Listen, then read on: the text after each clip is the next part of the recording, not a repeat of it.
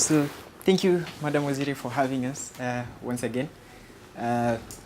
Maybe again to commend you for successfully hosting, of course, the inaugural Blue Economy Summit.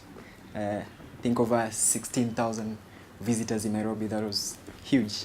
But what do you think this summit achieved? You know, not just for Kenya, because there were a number of commitments being made by, Canada, Ireland, most of the countries that were attending this conference in terms of combating illegal fishing, unreported fishing, and, sustainable blue economy, basically.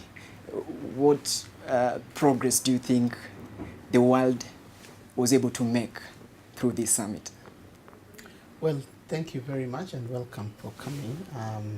And thank you on behalf of the ministry and government at large for your complimentary words in relation to the hosting of the Sustainable Blue Economy Conference. It is true,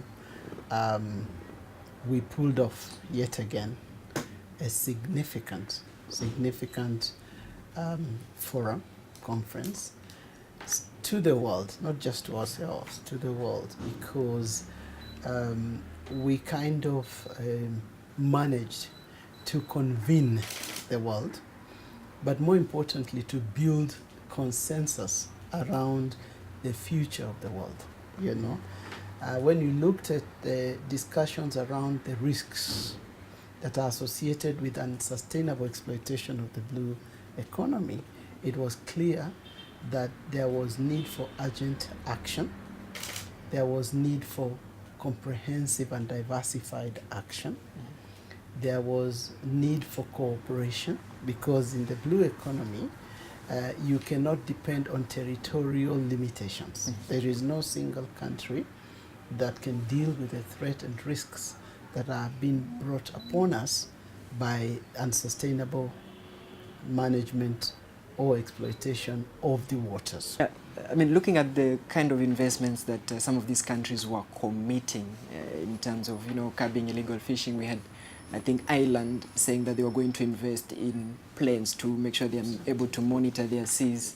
Canada committing to research. And of course, Uganda, Kenya recently, yes. Uganda committing to monitoring activity on the lake. Yeah. And recently, of course, Kenya launched the Coast Guard service. But I think one of the main challenges that has emerged, and actually some of the participants in the conference talked about, was the fact that it's been a bit difficult for authorities, for instance, say within Kenya, to track illegal fishing vessels past our maritime boundaries. Right. What commitment do we have with regard to synergizing that? And that is why this global consensus is so important, so that it can be the basis upon which we build stronger collaboration. Collaboration to do what? To monitor, to protect, to conserve, okay? To exploit, jointly, but in a sustainable manner. So I think it is not for any one country. And there were a number of discussions going on that led to commitments. I can tell you, for example, we got a number of commitments to train our Coast Guard. Very concrete commitments that we are following through. We are very curious to see and learn from the Seychelles on how they have structured their blue bond, on how they are doing their debt swap for conservation.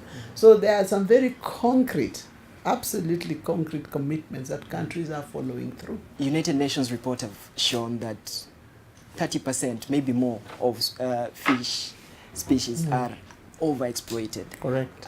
Some of these fish could, be extinct in the next decade or so. Are you now confident that you actually able to get consensus to make sure that we are able to secure some of this? I think the fact that even the outcome document was adopted without any reservations by all of us. And remember, we convened delegations from 183 countries. That is less than 12 out of the entire world, So that in itself is indicative, one, of the level of shared view in terms of this being an urgent matter. but it is also an indication of the readiness to cooperate, you know. More importantly, the fact that there was a mix of experts that have been dealing with these matters who shared information that sometimes was not readily available, I think went a long way to improve the awareness of the reality of the scale of the problem, you know, and that is the starting, isn't that is the point of starting to deal with a situation and reverse it. The government is thinking very seriously about the next steps. And yes, there will be next steps, because the idea is not to stop with the single-use plastic bags. The next step is to really continue to ban plastics, you know. And it was interesting in one of the sessions, one of the sessions during the Blue Economy Conference, the delegation demanded that the plastic bottles be removed, you know, as part of their commitment. I don't know whether you heard about it or you were there.